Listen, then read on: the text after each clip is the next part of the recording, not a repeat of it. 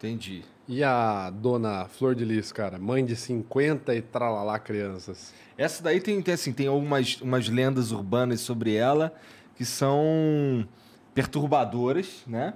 O lance dela, por exemplo... Que os filhos não eram só filhos, né? Tá eu não sei até que ponto é verdade, mas porque eu não li tão a fundo assim, mas o que Olha chegou a pra fonte. mim... Temos a fonte aqui, por favor. O que chegou pra mim é que ela pegava os próprios filhos e tal, umas paradas que... Ela tinha 50 filhos pra comer de conversa? Não tinha, nunca teve. A Flor de Lis é o maior engodo que esse país já teve. Caraca. E eu acho impressionante quanta gente essa mulher enganou. Enganou o estado do Rio de Janeiro inteiro. Porque ela ainda, foi né? a mulher... vamos ver. Acho que não mais, hein? Mas... já recebi bastante hate dos seguidores dela. Outro dia ela tava de frente porque eu fiz vídeo sobre ela, né? Fiz análise sobre o caso dela. Outro dia ela não tava de frente de uma comissão das mulheres, uma parada assim. Ah, bicho, tu vê, caralho, a Flor de Lis... Cara, ela enganou... Assim, a Flor de Lis... Eu não gosto de ficar comparando uma com a outra, se é pior, se é não sei o quê. Mas a Flor de Lis... o crime dela, ela montou uma engenharia cabulosa de crime, sabe? E perdurou, assim, sabe, uma década, sabe, cometendo crime. E tem uma coisa assim que me choca muito nela. Uma década cometendo crime? Uma década de crime. Ué? Ela montou uma organização criminosa na casa dela que operava. Eram vários crimes, sabe? Ela tinha crimes sexuais dentro da casa, tinha crime de lavagem de dinheiro na igreja que ela montou. Caralho. Isso tudo tá no tinha crime de adoção irregular. Ela roubava crianças. O livro vai trazer histórias de mães que tiveram filhos roubados por ela. Ela chegava ao cúmulo de roubar criança e adotar, como ela roubou um bebê e adotou, colocou lá como filha legítima dela. Que isso, cara. Tem uma coisa engraçada que ela vai... Ela só não... essa mulher enganou Deus e o diabo. Essa aí sim. Agora, o curioso da história da Flor de Lis é que ela começa, no início da década de 90, a adotar crianças que... Como é assim a linha do tempo da Flor de Lis? Ela era uma pobre coitada, favelada de Jacarezinho, casou com um cara lá, esse cara tiveram 3 filhos, aí ele deu um pé na bunda dela porque ele arrumou outro, e ela entrou numa vida vazia, que ela era uma dona de casa, e começou a adotar crianças, sabe? Levava a criança para casa, não sei o quê, e até ali tinha uma pureza nas intenções dela. Só que aí uma das crianças que ela adota é o Anderson, o pastor que ela assassinou. Vai se casar com ela. Ela adota. Caralho, aí sabia disso. O Anderson começa a namorar a filha mais velha dela, que se chama Simone, que é filha com o primeiro marido. Doida, cara. Só que aí, em algum momento, ela começa a se relacionar com as duas ao mesmo tempo. Ao mesmo tempo que ela namora a Flor de Lis, ela namora com a filha Simone, dela. E acaba optando pela mãe. Mas isso assim, uma relação os 3 ao mesmo tempo, uma homenagem assim? Não. Tipo, ele tá namorando com ela, um triângulo amoroso. E ele tá namorando com ela. Não era um trisal, era um triângulo amoroso. Perfeito, não era saber, né? consentido. Do jeito que você contou as coisas dela, eu tô até ainda mais que assustado. está na moda, né? Mas daí o Anderson, ele já via a família da Flor de Lis se incomodava muito, porque toda semana chegava uma criança. Ela estava naquela época somando parece com os eu filhos. com o Mercado Livre, toda semana chega encomenda. Com os filhos biológicos dela e os adotivos, já dava um total de 14 crianças. O Anderson, que era um bancário do Banco do Brasil nessa época, tinha uma visão extremamente visionária, viu ali que tinha um potencial daquilo ali virar. Aí ele incentiva ela a adotar, vamos adotar, que ela cantava na igreja já, desde pequena, e ele via, nossa, tipo, ela tinha esse potencial de cantora gospel e tinha esse potencial de brilhar, de crescer no assistencialismo, dessa coisa da mulher que... E ela tirava a criança do tráfico, criança de mãe alcoólatra, de mendiga, de criança de rua. Começou assim. Aí o Anderson, que bola todo esse projeto, olha... Tu vai ser a mãe de 50. A nossa meta é você adotar 50. Quando você quando nós tivermos 50 filhos, eu vou te colocar como a maior cantora gospel do país. Tu vai fazer shows internacionais. Tu vai ser uma pastora de sucesso, pastora das multidões. Eles tentaram ter carreira como pastor na igreja, na Assembleia de Deus, não deu certo. Mas tu é tão grande que tu não precisa da Assembleia de Deus. A gente vai montar o ministério para você. E quando você tiver 50 e for todo essa força da pastora das multidões e a cantora gospel de sucesso, eu te coloco lá no Congresso. Tu vai ser a deputada mais votada do Rio de Janeiro. Ou seja, ele criou tudo isso. Ela era uma marionete na mão dela, ela era um produto. Tem muito isso, né, no meio artístico, aquele cantor que não é nada, mas aí vem aquele puto empresário e tal, olha, tu vai ser... E tu fica... Isso é um pacto com o diabo. Literalmente, porque a tua vida, o teu sucesso...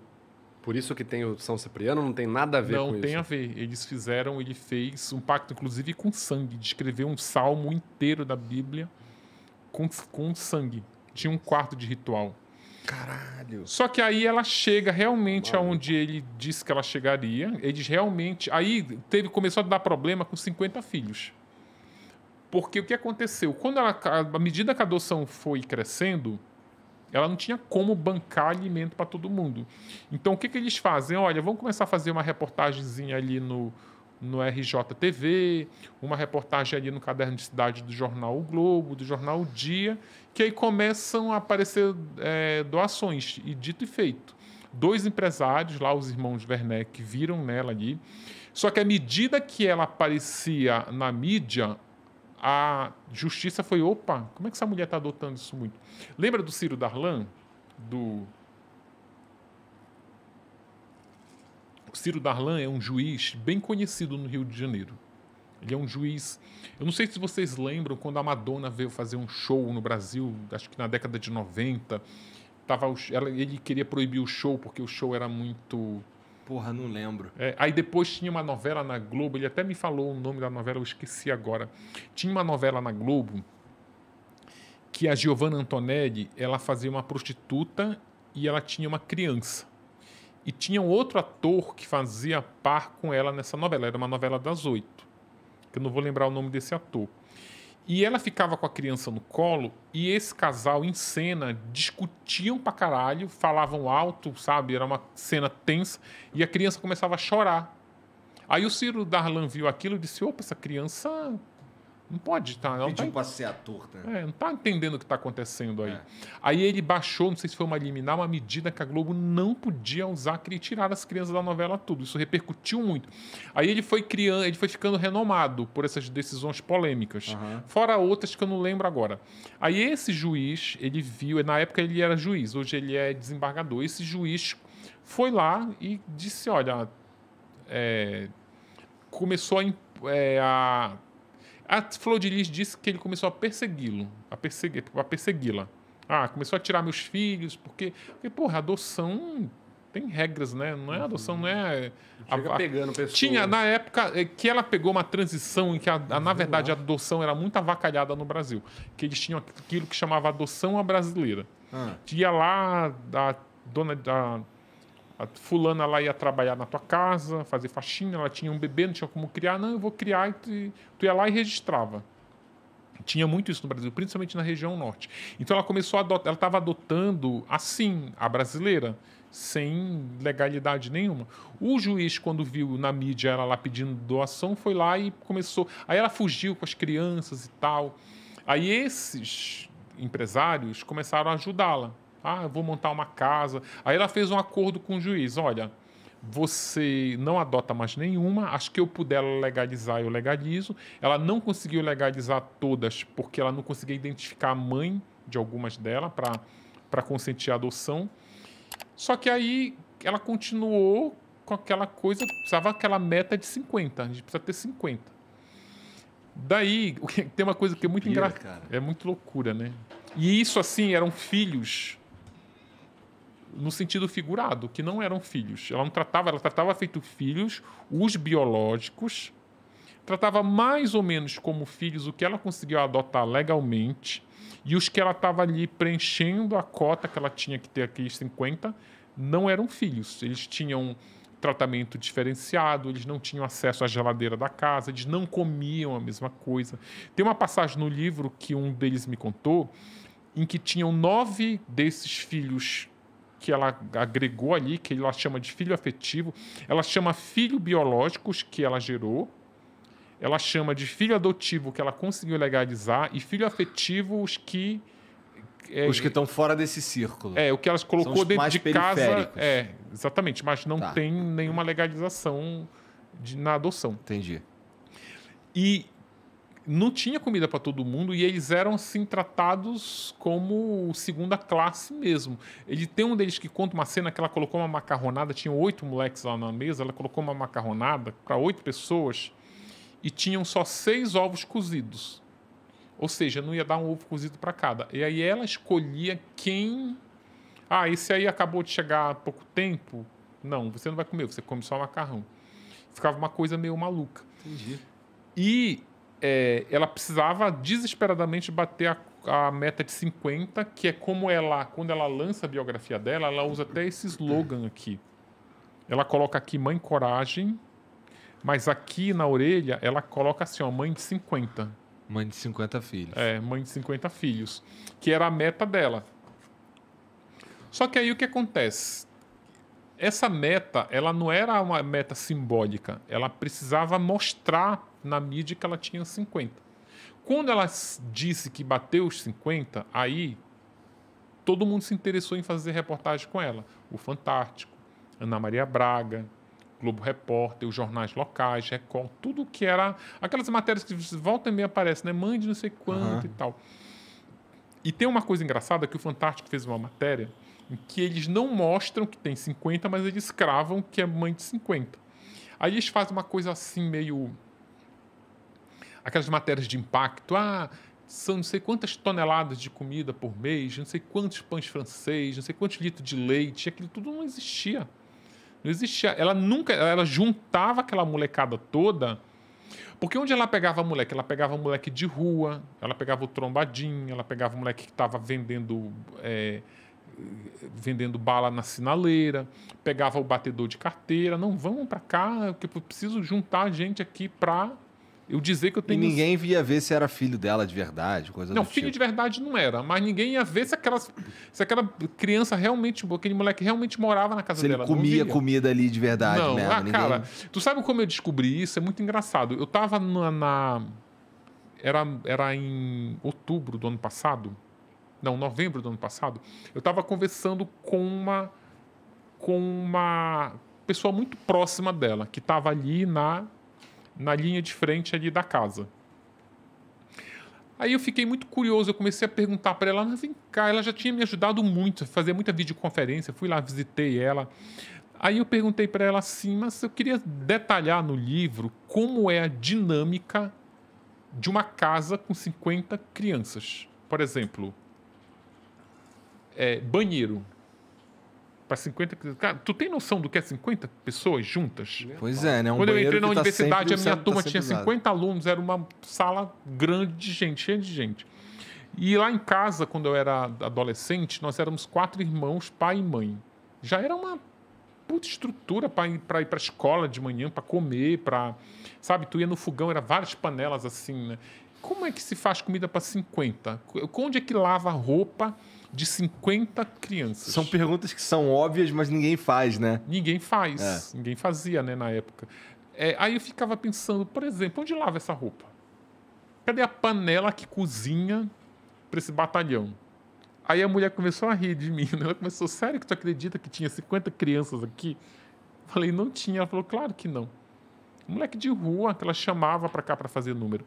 E isso fica muito evidente, que aí a matéria do Fantástico botou as crianças ali, era uma matéria mais de curiosidade, né? Com dos pãezinhos, da tonelada de...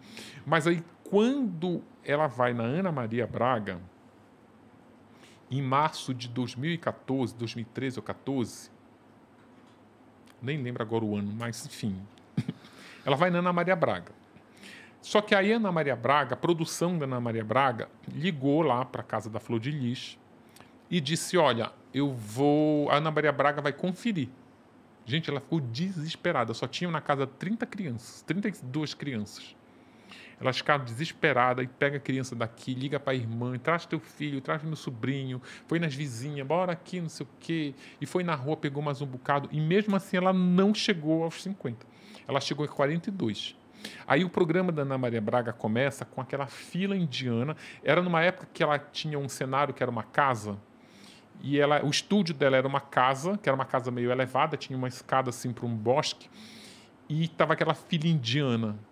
Aí a Ana Maria Braga pode entrar, e ela começa a conferir. Eu ainda até fiquei pensando, gente, sério, porque programa demora, né? Uhum. O programa tem outro time, né? E ficou lá a Ana Maria Braga, 1, 2, 3, 4, vai entrando, 4, 5, 6, gente, dá 48. Eles ficam muito sem graça. Dá 42. Aí a Ana Maria Braga, uai, cadê o resto? Aí ela começa a... E, porra, ali era a chance dessa mulher ser desmascarada, né? Mas ela engana a Ana Maria Braga. Ela diz, tá na escola, tá no MES. Sabe que 50 crianças, né? Tem uns que estão na escola, uns que estão doentes, então não sei o quê. Visitou a mãe biológica. Mas ela engana direitinho.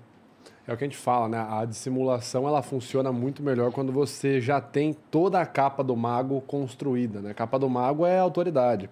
Aí já foi em um programa, um aqui, outro ali, já saiu notícia no jornal. Ah, cadê? Falta 8? 8, um ali, outro aqui. Cara, é muito impressionante ver, porque tipo, isso aí é o começo das fake news no Brasil, né?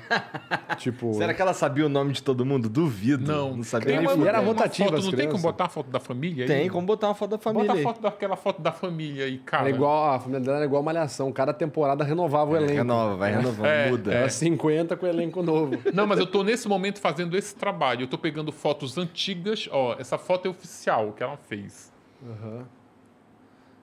Imagina Cadê ela? Ela tá ali, tá ali, ó. tá ali, tá ali. Meio, com uma criança no colo. Não parece estar 50 aí, não. Cara, eu já tentei conferir, eu não consigo. eu me embanando, eu tenho Mas é gente pra cacete. Eu tenho que sair riscando, assim, 1, 2, sabe? Eu não consigo conferir. Caraca. Mas não é. Essa aí é o maior exemplo da foto fake. Mas você sabe que tem software que faz essa conferência de rosto sozinho pra você. É o Face Identification, uma coisa assim. Mas aí eu acho que tem 50 porque ela precisava mostrar... sim, deve ter 50 porque precisava. Se bobear tem 50 certinho. Se bobear tinha 48, tava passando uma criança ali na rua, ela chega aqui pra fazer a foto rapidinho. Cara, isso tem uma cara de foto do tipo 2012, 2013, começo do Facebook ali, quando o Facebook começou a bombar no Brasil. Caraca, cara, que doideira. Porra, mas aí uma parada que é interessante pra mim, cara... Aí, só pra concluir a história do pacto que a gente tava falando, aí então, quando ela bateu a meta, ele realmente prometeu tudo que ele tinha dito que aconteceria. Ela se tornou a mãe de 50, ela ganhou a mídia, se elegeu deputada, e se tornou a cantora gospel e montou um ministério Flor de Lis que chegou a ter 9 igrejas, com arrecadação que chegava oficialmente a 6 milhões de reais mensal, mas que já tinha um caixa 12 ali que ele andava com mochila cheia de dinheiro, que estima-se que esse valor era 3 vezes maior. Porra! Só que aí, cara, de igreja dá muita grana. Aí sim dá comida para 50, né? Olha, igreja dá muita grana. E ele era... Eu vou logo deixar claro aqui que o advogado do Anderson, da família do Anderson, o Ângelo Máximo, já até me ligou hoje, contestando algumas informações que estão nessa matéria do UOL, contestando informação que vão estar no livro. Então, já vou logo abrir aqui um parênteses. Olha, ele nega tudo. Ele contesta, ele nega, ele diz que não é nada assim, que essa é uma narrativa da acusação, que é uma narrativa das filhas para incriminar a vítima, enfim. Dito isso, eu vou contar o que vai estar no livro.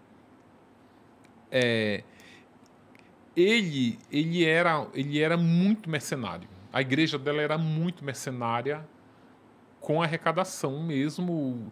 Tem um caso de uma família que é uma história bem comovente. Eles eram muito rigorosos com a cobrança do dízimo. Tinha um caso de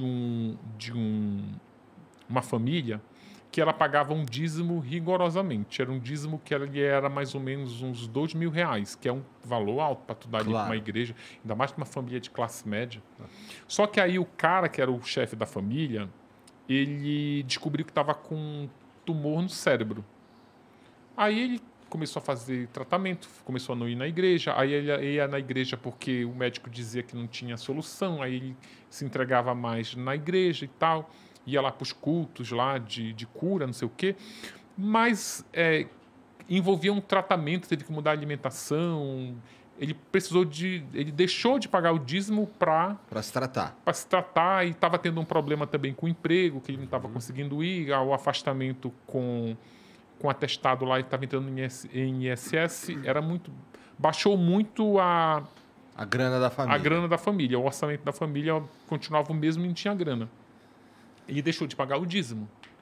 Pois o Anderson foi lá, segundo essa família, foi lá, pessoalmente, com a desculpa de saber por que ele não estava indo mais na igreja, falou, e o dízimo? Ele falou, olha, não temos condição de pagar o dízimo. O cara tá mais morto do que vivo, já está ali na cama, ó. Está com uma dor de cabeça, que era um tumor que estava crescendo, uma dor de cabeça. Sabe o que ele falou? Pois é agora que ele não pode atrasar o dízimo. O cara vai morrer daqui a pouco. O dízimo tem que estar em dia para ele garantir a entrada dele no céu. Caralho, inacreditável. E era uma lábia, sabe? O livro, é até bom eu aproveitar e falar o seguinte. O livro da Suzane, ele tem um universo prisional. É a história de mulheres que cometeram crimes... E estavam lá em Tremembé e tudo mais. Estavam lá em Tremembé. Tá variado. O da Elise, ele tem como pano de fundo a prostituição. O da Flor de Lis, ele tem como pano de fundo pessoas que usam a religião para cometer crimes. Quando eu falo usa a religião, são aquelas pessoas que se dizem ter uma procuração de Deus para vender um terreno no céu. Exatamente. Vender um terreno no céu e lavar dinheiro. E é tão falso, porque eles vendem uma imagem lá no púlpito, no palco, mas aí é o cara que vai para o swing, é o cara que vai... abusa sexualmente. Que faz ritual sinistro, né? Faz rituais satânicos, exatamente. Então esse Deus, né? Mesmo esquema. E também para os evangélicos, para eu também não despertar a ira, porque eu já recebo muita mensagem, tá generalizando. Nos evangélicos não são assim. Não são. Não são todos. Eu estou retratando esse recorte aqui da Flor de Lis e do Anderson, não da comunidade evangélica total. Claro. Mas, para também eu não diminuir um pouco a ira desses evangélicos, o livro ele vai trazer como histórias paralelas outros líderes religiosos que também cometeram crimes, ou o padre com a batina, que estuprou crianças, que tem uma história também bem emocionante. Tem também de pastores que cometeram outro tipo de crime. Está recheado desses bandidos que usam o nome de Deus para cometer crime. Sim, sim. Cara, agora tu ia perguntar, eu te cortei, né? Não, eu ia falar sobre... Aproveitei para fazer o merchan logo aqui. Claro, pô, fica à vontade. Na verdade, cara, esse lance esse livro aí que você está estudando, do São Cipriano e tal, que já tá tudo marcado, já tem uma porrada de... Sim. E é um livro bonito, né? Tipo, ele é bonito, bonito, Ele, assim, o que me chamou a atenção aí, na verdade... foi que parece ter muita marcação nesse livro já. Tem. Significa que tinha que muita coisa aí você... Tem a ver com toda a história deles. E é um pouco chocante. Sim, porque era uma galera que era... eu fiz aqui umas marcações, aqui acho que eu me lembro agora passando o olho. Uhum. É que o São Cipriano, ele tem histórias aqui... Também não vou nem ficar dando spoiler, porque é um livro que vende muito, que as pessoas gostam. E é um livro bem romantizado, mas tem muitas histórias aqui de como o diabo fingia ser Deus para enganar as pessoas. Tem uma história aqui sensacional que o São Cipriano queria comer uma menina lá, E a menina estava sem libido porque estava com o pai doente, não sei o quê. E ela era de uma religião que era muito devota, assim, sabe? E ele fala, não, mas que Deus é esse que tu tá adorando aí? Aí ela vai e começa a questionar o Deus que ela tá adorando, que tá matando a família dela, e Deus aparece para ela e diz, e o Deus diz, não, realmente, tu tá certa, desculpa, eu tava... Mas pode ficar com São Cipriano, não sei o quê, não fica apegada. Só que esse Deus era o diabo disfarçado. Tipo, ele fingia que era Deus pra... E tem muito isso a própria Flor de Lis, né, cara? Os cultos dela, no Instagram Mulheres Assassinas, tem uns cortes, assim, dos cultos. Em que eu fui num culto da Flor de Lis, em que eu fui nesse culto da Flor de Lis, aí eu fiquei sentado... Foi no culto da Flor de Lis. Lá no ministério dela. Aí eu fiquei num dos cultos que eu fui, ela estava até de tornozeleira. Aí eu fiquei marcando assim, né? Ela falava, o culto durou acho que umas 2 horas e pouco. Aí ela falava, Deus, eu marcava. Aí, não, Deus, eu marcava. Aí, o diabo, aí marcava. O Satanás, eu marcava. O capeta. Cara, tipo, o dobro. Ela fala 2 vezes mais a palavra palavras relacionadas ao diabo. Derivados do diabo, do demônio, do que Deus. É impressionante.